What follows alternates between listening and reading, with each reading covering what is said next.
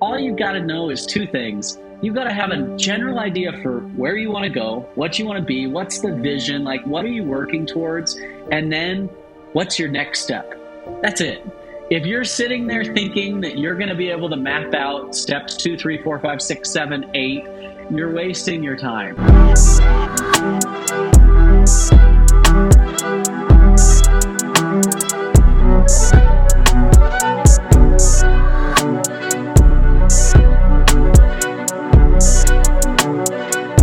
Hello, everyone, and welcome back to another episode of Talk2Rami show. Today is an exciting day because I am talking with somebody that his subject is close to my heart, is about people and connection.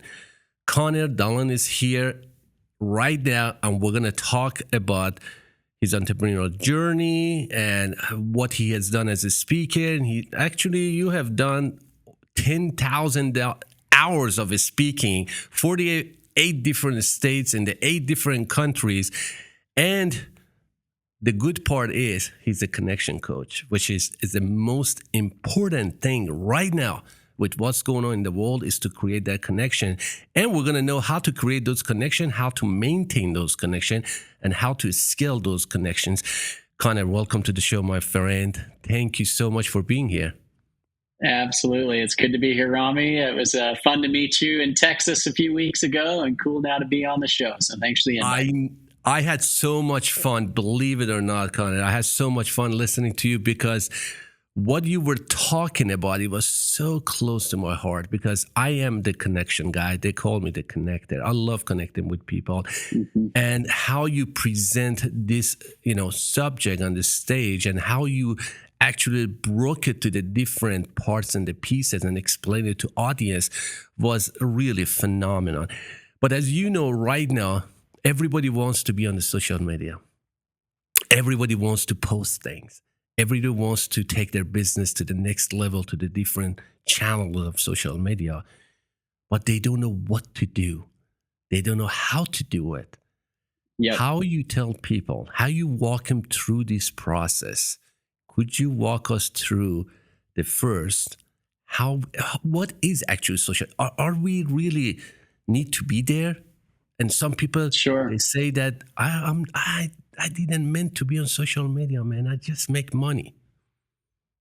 Yeah, it's a great question. It's interesting. I think to start off, just understanding where we're at, kind of in the cycle of social media, and the way I look at it is, if you look at any sort of like innovation, product adoption life cycle, you typically have the early adopters, then you have the early majority, the late majority, and the laggards. If you look at that, just kind of along a bell curve. And what's interesting is we are out of the phase now of early adopters, right? So people that are deciding to share a product, message, service as a subject matter expert, and they're using their personal brand as a vehicle to do that.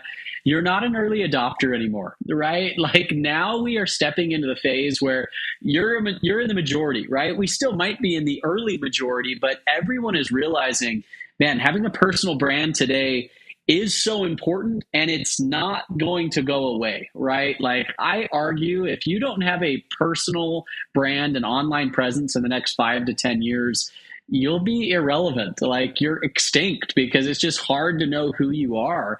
And the problem that we face now is we often look at advice for how to go out on our personal brand from people who were early adopters, right? So they were the ones that were just there before anyone else was doing it. And so it was a lot easier, or the game was different. And so now we're stepping into the place where, because so many people are speaking, because so many people are putting their content out and are checking into the game, it's really changed the rules of what you have to do to win. And for me, it just ups the need for you to be able to truly connect with an audience more than ever, and the ability to really be able to communicate clearly.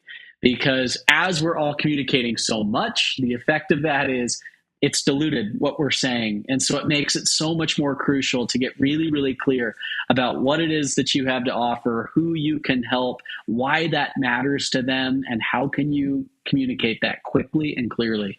I think You can correct me if I'm wrong, but I think most of the people, they cannot connect with the audience or with the prospect because they're not connected with themselves. I heard what you said when we were in Aspire, and you said that you gotta know your why. You gotta know why you're doing this. Is that the first step to really get to know yourself internally in order to be able to connect to other people? Absolutely. That's 100% what I teach. When it comes to connection, I really view it as three steps. The first is like you have to find connection with yourself, right? Who are you? What value do you bring? What is your why, like you said? And like if you don't answer those questions, you don't know what it means to be authentic, right? Like we use that buzzword of being authentic, being vulnerable, being real. But if you haven't gone through that process to get really clear yourself, you're never going to get to that point. And then the next level of connection to me is one to one, right? So me and you talking on this virtual call, or when you're meeting with someone in a sales call or in a networking event, like, can you actually make a strong one on Hmm. one connection? And then the next level of that is how do you connect with a community? How do you connect with a group? How do you bring a large number of people together? And I think that our generation tends to skip steps, right? So, Hmm. like, we are really trying to figure out how to connect with a community and how to connect with a big group, but you don't know how to connect with someone one on one. And I'm sorry, but if you don't know how to connect with someone one on one, there's no chance you can connect with 100 people in a room. And same thing, if you're struggling connecting with a person one on one in a conversation, it's probably because you aren't connected yourself, right? So I think often we like to skip ahead to this. How do I get all this big audience to follow me? How do I create a big community? But you've got to step and go through that process that you just said of first connect with yourself, then one to one, and then you can talk about a group. I love it when you said that the connection is not all about your followers, how many followers you had. It's all about putting yourself out there. But everybody Yeah. asking these days, everybody asking that how can I create a genuine connection? Is I think Mhm. is it really different with just connecting with somebody. What is the genuine connection? Can you just explain to our listeners that what do you mean by because you said it that many times that genuine connection, guys, genuine connection. What do you mean by that? For sure. I think it's a paradigm shift. And this is what I spoke about when you saw me of, often when we think about our personal brand or putting out Hmm. content, it's all about us. Well, what am I saying? What can I offer? How can I help? Amen. And I always tell people it's not about you, right? Like if you can shift that paradigm shift to it's not about you, it's about your customer, your follower, your audience, and always starting by asking, who are they? What are they looking for? What are they feeling? What problems are they facing? How do those problems make them feel? Why are they looking to solve that in the first place? Like, if that becomes your thought process, now it's not me just talking at you. It's me talking to you in a way that we actually can find, some common ground. And if I'm more worried about you than me, naturally I can connect.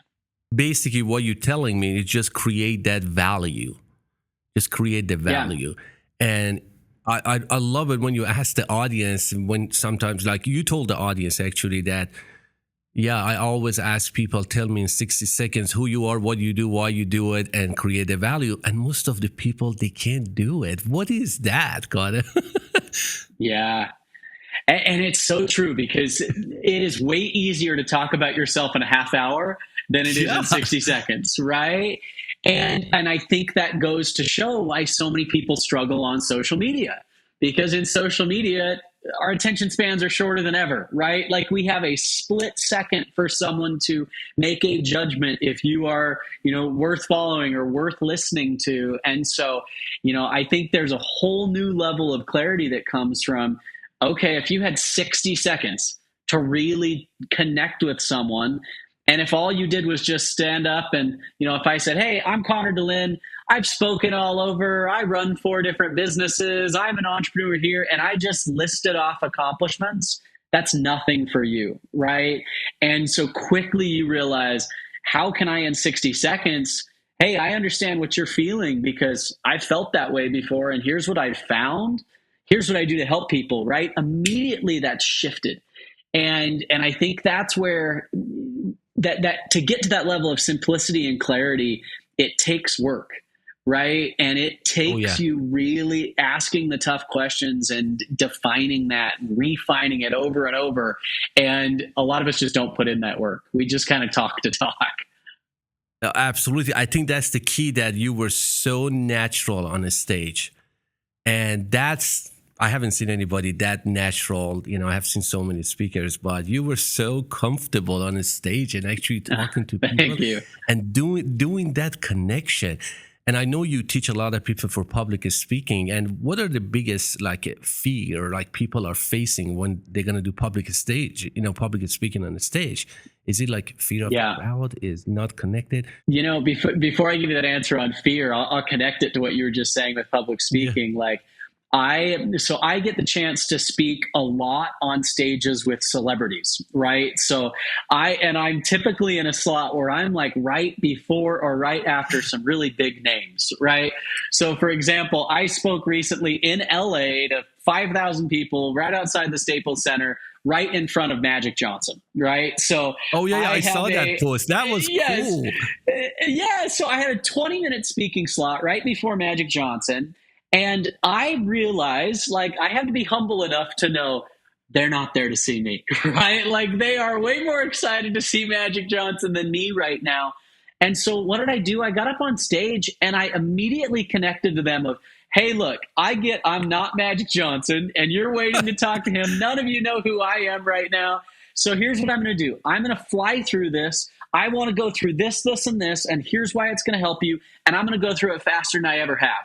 And immediately the crowd, they were with me. I won them Yeah. over, right? And it's because I didn't make it about me. If I was like, well, this is my speaking slot, I have 15 minutes, I have just as much value, if not more, and I just talked over them, that crowd is just waiting for the clock to come down until he gets there. And so I think that when you can show that humility of like, look, this is not about me here on stage. I'm here because I was asked to share something of value to you. If you face these problems, I'm going to help you and give you some tips right now. And I'm going to do it real fast because I also know you've been sitting in that chair a while or you're ready for Magic Johnson. Immediately what happens is people are like, wow, he gets it, right? Like if people are sitting in their chair and think he's reading my mind, immediately you're going to form a connection. And so, rather than, oh, well, how am I feeling? Am I nervous? Am I feeling this? If you get up and just speak to them, all of a sudden, it's not about me. It's about them. But that doesn't make you like a nervous, speaking before or after these celebrities. What goes to your mind? Because you're so relaxed, and then when you come and say, "Yeah, by the way, it's Marcus Lemonis is right after me," and you presented in a very calm manner. Like I said, if I was up there, and I would be nervous. I said, "Oh shoot, Sure. Marcus is going to be what I'm going to do." You did that so well. Is this because your experience since you were 12 and you were doing public speaking? Because not everybody is built for public speaking, you know that. But you make Sure. it so simple that everybody sitting in the audience, they're going to say, hey, I want to be public speaking tomorrow. Well, thank you. You're right. Glossophobia, or the fear of public speaking, is the number one or number two fear in America. And there's a couple of reasons for me on that. First off, I would say that it definitely helps that I have reps under my belt, right? And why I think most people really struggle with public speaking is they don't get the chance to do it all that often. So when they do, there's all that anxiety and preparation, and they're stressing about it. And then they get on stage and they conquer their fear. They do it. Maybe they do a good job. And then they don't get the chance to do it for a little while again. And so you start that whole process over. So first thing I would say is do as much as you can to get reps. Any opportunity you have, and it doesn't have to be on a stage. It can be on a podcast. It can be on social media. It could be in a networking event. Like, take those opportunities to put yourself out there. But then what I always say is nerves never go away. Right? Like, you will Wow. always still feel nerves. I feel nerves every time I get on stage. Tiger Woods, if you've heard him talk about this, he says, I still get nervous every time I'm on the first tee. and hit my first golf shot of the tournament. And the difference is you recognize that nerves at the end of the day are just energy, right? So when I feel all of a sudden, man, those nerves, I know what they feel like now. And then it becomes a mental thing of, I just now need to channel that energy into something else, right? So whether that energy is now channeled as excitement, whether it's passion, because man, I have the chance to be in front of this crowd and I get to help or make an impact, or focus, right? That to me is where you really learn how to not appear nervous, right? Is you take those nerves and you're ready to go. I mean, it's funny. People wonder, like, "Oh, how much caffeine did you take before you got on Yeah. stage?" Like, you have so much energy, and the answer is, I never drink caffeine like a Red Bull before I go on stage, because I know that the adrenaline's going to be there, right? Like the moment my name gets called, that excitement is going to be there. I need to figure out how to now just channel that and be locked in, because I know that energy will be there.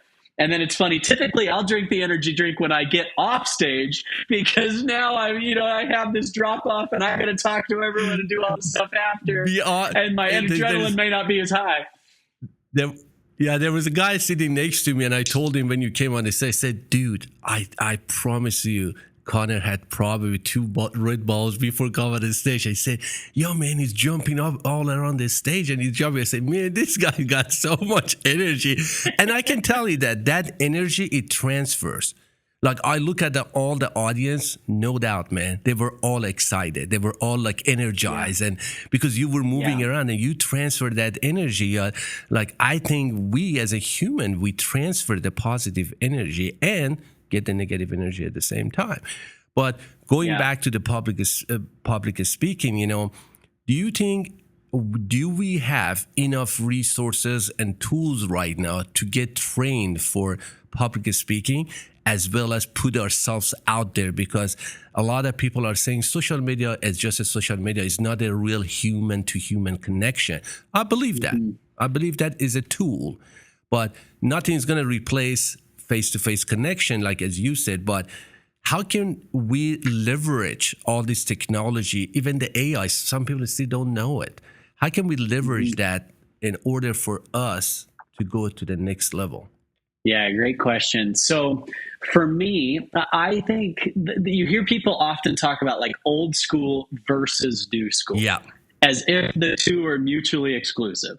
And for me, I'm like, no. The way to win in today's world is the basics are basic for a reason. Like the fundamentals are fundamental because that's the way it goes about. I mean, in fact, you go to personal development or growth conferences and you don't hear anything that revolutionary. It's all a lot of the same stuff, right? Yes. Why we still read the classics, right? How to win friends and influence people. Like that's still just as relevant today, although that was written in the 1930s, right? So to me, what I think you have to do in today's world is you really have to master the basics and the fundamentals, right? Of speaking, of clarity, of confidence, of connection, of asking questions. And that's where I think the new generation has missed the boat. They didn't get the fundamentals. They didn't work and practice and master the art of the basics as much. And so to me, you've got to master those fundamentals and then understand that the platforms have changed, right? Now there are so many different ways to get a message out there, to speak, so many vehicles that can be used. And so it's not old school versus new school, it's both, right? And if you really understand those basics and practice that, but then you understand how to do it quickly on social media or how to make a good first impression on Instagram or whatever it might be, like you've got to apply those things to today's platforms. Creating that first impression it's not really easy, be honest with you, like because we are getting into it and we say, is this good? Now I have a friend that he messaged 5 friends before even he posts things. He said, guys, what do you think? And don't you think that we are really afraid of the perception of others or the judgment? That's one of the reasons holding us really back. And how you deal with that, I'm sure you in one point in your life, you had that things too. I had it. Like for many years, I said, "Oh, I have, I have accent," and I even talked to the accent coach, and she said, "I'm not going to train you, dude. You got to be who you are, you know. But if you're going to perfect your grammar, speaking, pronunciation, I agree. But you can't be another person, get American accent. This is not you." And I was agree, but and then I put myself out there and things happen. But we all go through that perception and the fear of the judgment. How people Yeah. they should deal with that. Yeah. Great question. First off, we can all take a deep breath because we don't need everyone to like us. Like, I Yeah. think that's something we forget, right? Amen. And it's really easy to see that in public speaking. Like I always say, if I'm speaking to a room of 100 people, 10 of them are just going to have a bad day and not going to connect with me no matter what I do, right?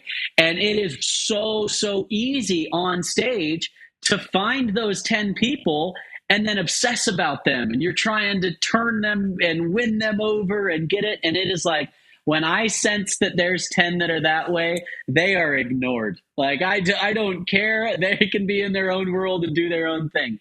Now, on the same boat, I'm going to have 10 people that are like so with me that, like, you're probably one of them. I get on stage and you're locked in. So, boom, I'm going to lock in with you. Well, now what about the other 80%, right? And my goal is that with those 10 that are really with me, I can get the rest of the majority to then join in that positive side. And so when it comes to social media, the negative feedback that you might get every once in a while is so minimal, because guess what? That small percentage doesn't really matter. You're going to have the 10% that are with you, and then that 80% there, they're the ones that aren't really saying anything. They're not giving you feedback, but they're probably closer to winning them over on that side of, the 10 that are with you. And so as far as perception, care less about what others think and care more about, am I helping them? Am I providing value? Am I making an influence there? And so, it's funny. You do want to care what they think because you want to care if you're connecting and you're really helping. But if they, that any of that negative talk that stops us from trying in the first place, that just doesn't do us any good. And then, as you always say, be clear for what you trying to do for others. Like, you had, you showed us in the speaking that you were doing the Inspire that, hey, look at this profile. It doesn't say anything. But if you change it to this, then you have something that will tell your audience that who you are. I think a lot of people, they don't know all that stuff. It's not just posting. And then when it comes to where I have to start, how I'm going to record myself, but you have a phone, how you advise, because I know you guys, you teach people, you have a studio, you bring in, you create content for them, your content strategy, and how you guys, you helping these people. What you guys, you do like to help these people? Yeah. So frankly, some of the businesses I've built came from solving problems that I faced. Right. And I think those are usually the best solutions of, I'm a good speaker. I had experience on stage and had practiced that, but I'm not a tech guy. I don't know how to turn on a camera and do these things. And so several years back, I actually made a friendship with someone named Landon, by the way, who is one of the creators of a company called Full-Time Filmmaker. It's kind of the gold standard for teaching people how to make good video and photo content. It's an online course. And so I started talking to him and just telling him my problem. I'm like, man, I don't know how to make content that looks good. And this makes me look even worse, right? Like, I don't want to put my name on that. And so anyway, I started partnering with him and having him help me make content. And I just realized that was such a need for subject matter experts and business owners and, speakers, authors, whatever it might be. If you had a message, product, or service that you wanted to share, content is the vehicle, right? And your studio looks great right now. That didn't come overnight. You had to invest some time, some resources, right? And so we basically have come up with some ways to make that easier on people. Now, with that said, don't feel that you've got to have everything perfect before you put yourself out there, right? The beauty of social media is it allows you to get so many reps, so many things that you can post and try and test, and you got nothing to lose, right? So just get started, and you'll see that it gets better and better and better along the way. And as you decide to invest more and more in it, you might put some dollars behind that or more time into doing it as you see that benefit people and benefit your business or whatever it might be. In a sense, you are true entrepreneurs, Connor. How you like entrepreneurship? How you like to working for yourself, be an entrepreneur? Because this is a question. A lot of people these days, they want to be an entrepreneur. They think it's all shiny object, it's all sunshine and rainbows, but they really don't know that actually you work more. Be honest with you. I work more right now than I used to work for somebody. But For sure. how is your journey? Do you like it? You're definitely right. Like it is tough, and you're your own boss, which has its pros and its cons there. I think the one thing that people don't understand is once you get into the entrepreneur world, you realize no one knows what they're doing, right? None of us really know what we're doing. We're all just I figuring it out love it. along the way. And what I always say to people in the entrepreneurial world is all you've got to know is two things. You've got to have a general idea for where you want to go, what you want to be, what's the vision, like what are you working towards, and then what's your next step. That's it.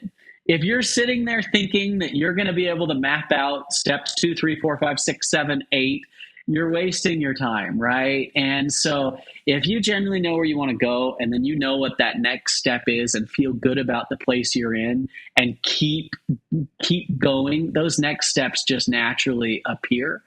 And I think the other piece, I work with a lot of younger people, right? Like these up and coming generations. You're right. Like, especially on social media, entrepreneurship is so glamorized, right? Everyone wants to be a part of the hustle and the side gig.